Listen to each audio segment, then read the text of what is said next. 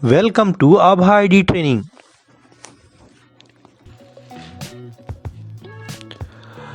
आभा ID कोई व्यक्ति स्वयं भी बना सकता है। आभा आईडी कोई व्यक्ति स्वयं भी बना सकता है, लेकिन यहाँ सबसे पहले हेल्थ एवं वेलनेस सेंटर में CHO द्वारा आभा आईडी बनाने के तरीके के विवरण को हम आज जानेंगे। आभा आईडी कोई व्यक्ति स्वयं भी बना सकता है, लेकिन यहाँ सबसे पहले हेल्थ एवं वेलनेस सेंटर में CHO द्वारा आभा आईडी बनाने के तरीके को हम जानेंगे। ANM भी आभा आईडी बना सकती हैं उसी आईडी से। आभा आईडी यदि CHO बनाते हैं तो उन्हें इसके लिए NCD पोर्टल, जिसे नॉन कम्युनिकेबल डिसीजेस का पोर्टल कहते हैं, वहाँ से बनाना है। इसके लिए उन्हें उनके फैसिलिटी सेंटर की आईडी प्रदान की गई है। आभा आईडी यदि CHO बनाते हैं तो उन्हें इसके लिए NCD पोर्टल पर जाना पड़ेगा। इसके लिए हम सबसे पहले कंप्यूटर ब्राउज़र पर या मोबाइल पर NCD पोर्टल को खोलते हैं और किसी फैसिलिटी आईडी से पोर्टल पर लॉगिन हो जाते हैं। देखिए, ये आयुष्मान भारत का पोर्टल है। ब्राउज़र पर NCD पोर्टल को खोलने पर कुछ इस तरह दिखाई देगा। एड्रेस बार पर हम ncd.gov.in खोल सकते हैं। ncd.nhp.gov.in लिखकर कीबोर्ड पर एंटर की दबाते हैं। हम ब्राउज़र के एड्रेस बार पर ncd.nhp.gov.in लिखकर इंटर दबाते हैं। इससे लॉगिन पेज खुल जाता है। लॉगिन पेज खुलने पर यूज़र नेम के स्थान पर फैसिलिटी आईडी और पासवर्ड के स्थान पर पासवर्ड और कैप्चर के स्थान पर कैप्चर हम डाल देते हैं और लॉगिन बटन को दबाते हैं, जिससे हम आयुष्मान भारत के NCD पोर्टल पर लॉगिन हो जाते हैं। इसमें दाहिनी तरफ NCD का मोनो बना होता है। फैसिलिटी आईडी से लॉगिन होने पर हमें फैसिलिटी का डैशबोर्ड दिखाई देता है, जिस पर ऊपर नीले कलर की पट्टी पर फैसिलिटी का नाम, वर्क प्लान, दवाइयों का स्टॉक और न्यू या नए रजिस्ट्रेशन के लिए NCD इनरोलमेंट ऑप्शन होता है।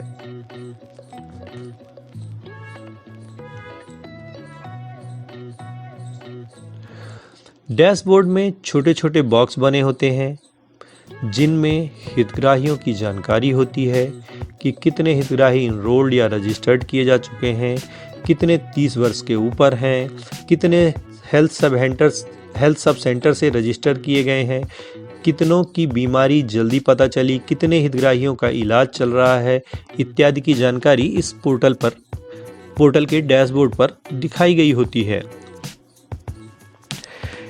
यहाँ पर शो डिटेल बटन को दबाकर हम हितग्राहियों की लिस्ट प्रदर्शित कर सकते हैं। Show sub centre wise detail को क्लिक करके हम sub centre wise detail show कर सकते हैं। इससे हमें सब सेंटर वाइज इनरोल्ड हितग्राहियों का पता चलता है। यहाँ पर हम किसी हितग्राही को सीधे भी सर्च कर सकते हैं। यहाँ हमें हितग्राही की आईडी डालनी है या उसका मोबाइल नंबर है, मोबाइल नंबर डालकर उसके नाम से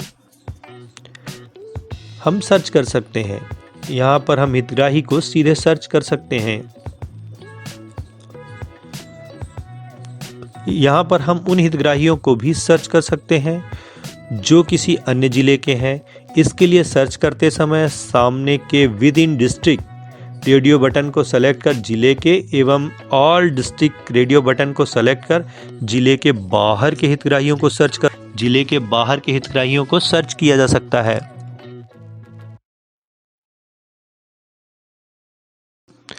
आइए देखते हैं कि हम नए इनरोलमेंट के साथ आभा आईडी कैसे बनाते हैं। इसके लिए हमें सबसे पहले किसी हितग्राही को एनसीडी पोर्टल पर इनरोल्ड या रजिस्टर्ड करना होता है। किसी हितग्राही को इनरोल्ड करने के लिए हम खुली हुई फैसिलिटी आईडी के डैशबोर्ड में ऊपर की ओर नीले कलर की पट्टी में एनसीडी इनरोलमेंट ऑप्शन पर माउस से क्लिक करते हैं। माउस से क्लिक करने के बाद हमें इनरोलमेंट का एक पेज खुल जाता है। एनसीडी इनरोलमेंट ऑप्शन पर क्लिक करते ही हम फैमिली फोल्डर के पेज पर आ जाते हैं, जहां बाएं किनारे पर फैमिली फोल्डर लिखा हुआ दिखाई देता है, जहां से हम किसी हितग्राही को रजिस्टर्ड करते हैं। फैमिली फोल्डर पर पेज पर ऊपर बाएं किनारे पर दिनांक डालने के लिए ऑप्शन होता है, जहां पर हम किसी परिवार या हितग्राही को रजिस्टर्ड करने का दिनांक सामने के कैलेंडर से सेलेक्ट करते हैं या लिखकर भी डाल सकते हैं। इसके बाद सब सेंटर इन्फॉर्मेशन वाला एरिया पेज पर एक बॉक्स के रूप में दिखाई देता है, जहां से सीएचओ या डाटा एंट्री करने वाला सब सेंटर की इन्फॉर्मेशन सेलेक्ट करते हैं, जहां का हितग्राही है। किसी अन्य सब सेंटर या जिले का हितग्राही भी रजिस्टर्ड किया जा सकता है। यहां डिस्ट्रिक्ट सिलेक्शन बॉक्स से हम जिला सेलेक्ट करते हैं।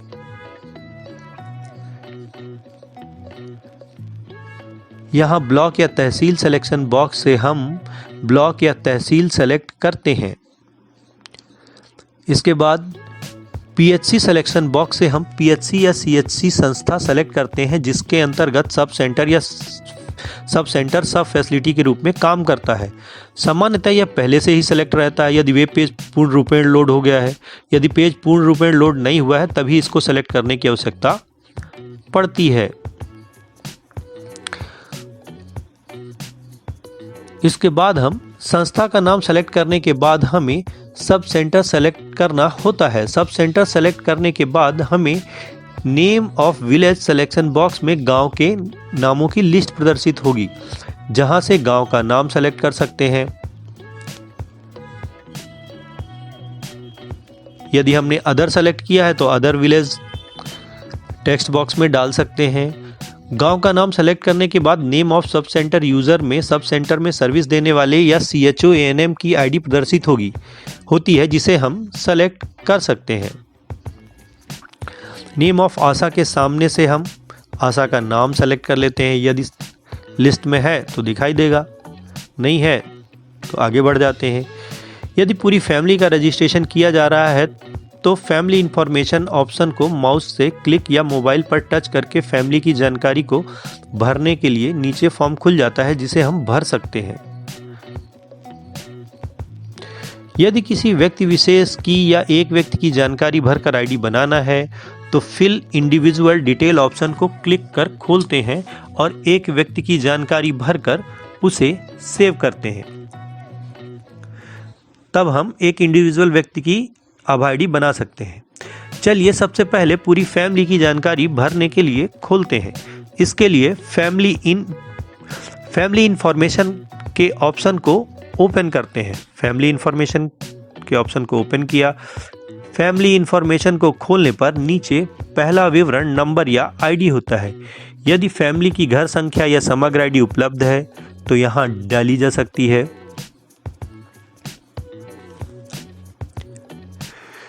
Name of the head of the house hold के नीचे के टेक्स्ट बॉक्स में हम फैमिली के मुखिया का नाम भरते हैं।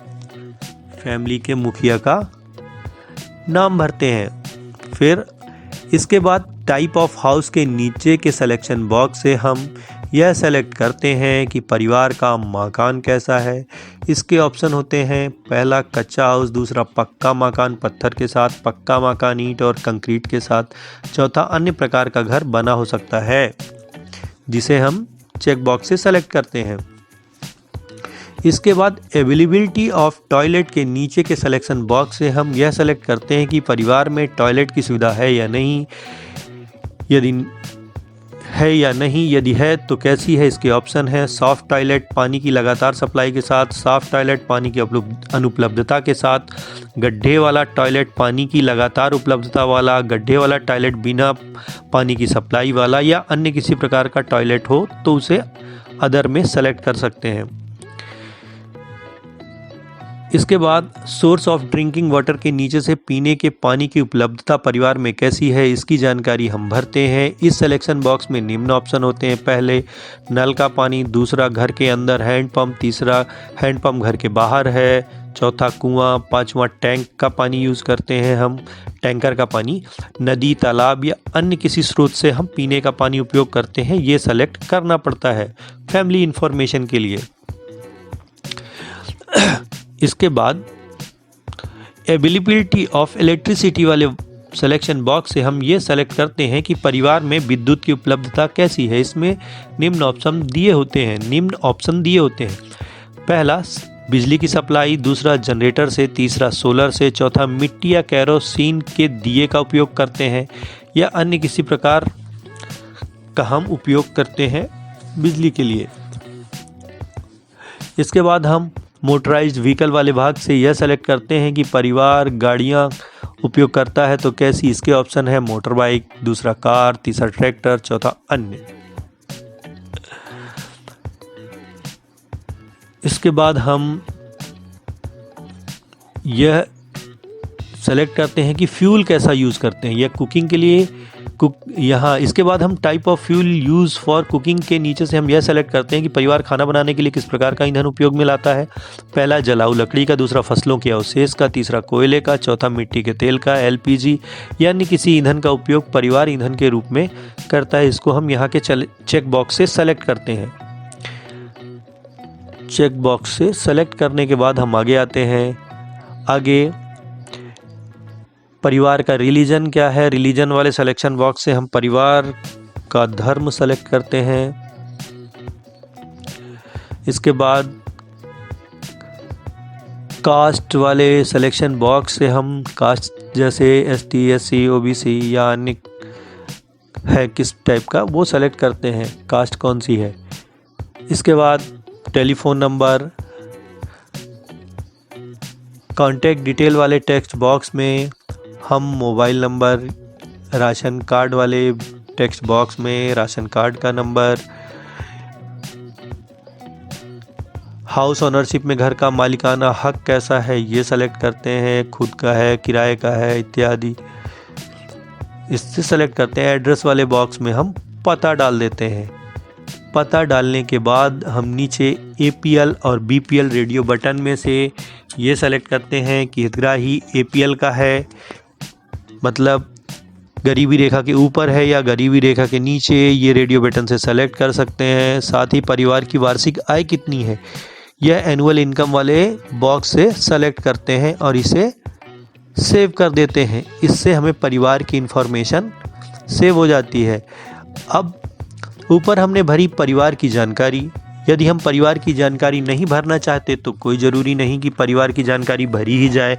हम सीधे फिल इंडिविजुअल डिटेल से किसी व्यक्ति विशेष या एकल व्यक्ति की जानकारी भरकर हम उसकी आभा आईडी बना सकते हैं। इसके लिए हम फिल इंडिविजुअल डिटेल्स को क्लिक कर ओपन करते हैं।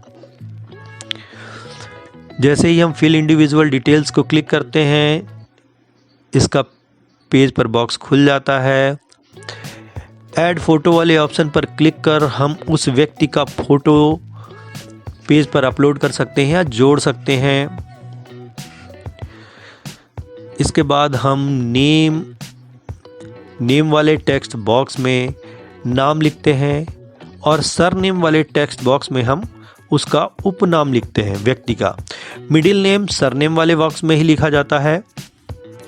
जेंडर वाले लिस्ट बॉक्स में से हम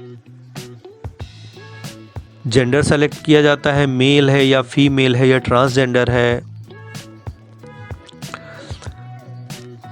इसके बाद आगे आते हैं, देखते हैं मैरिटल स्टेटस क्या है, मतलब उसकी शादी हुई है या विवाह हुआ है या नहीं, यह सेलेक्ट किया जाता है मैरिटल स्टेटस वाले टेक्स्ट सिलेक्शन बॉक्स से। इसके बाद फादर नेम या स्पाउस नेम वाले टेक्स्ट बॉक्स में पिता या जीवन साथी का नाम लिखा जाता है। डेट ऑफ बर्थ में जन्मतिथि सेलेक्ट की जाती है। एज वाले बॉक्स में उम्र डाली जाती है, लेकिन जन्मतिथि व एज में से केवल एक ही जानकारी भरी जा सकती है। जैसे ही डेट ऑफ बर्थ सेलेक्ट करेंगे एज अपने आप आ जाएगी। इसके बाद एजुकेशन वाले सिलेक्शन बॉक्स से पढ़ाई कितनी की है या ये सेलेक्ट करते हैं। टेलीफोन नंबर में टेलीफोन नंबर और मोबाइल नंबर वाले बॉक्स में मोबाइल नंबर डालते हैं। मोबाइल नंबर ऑनर वाले बॉक्स में मोबाइल किसका है, कोई बेटा यूज़ करता है, पड़ोसी का है या स्वयं का है, ये सेलेक्ट करते हैं।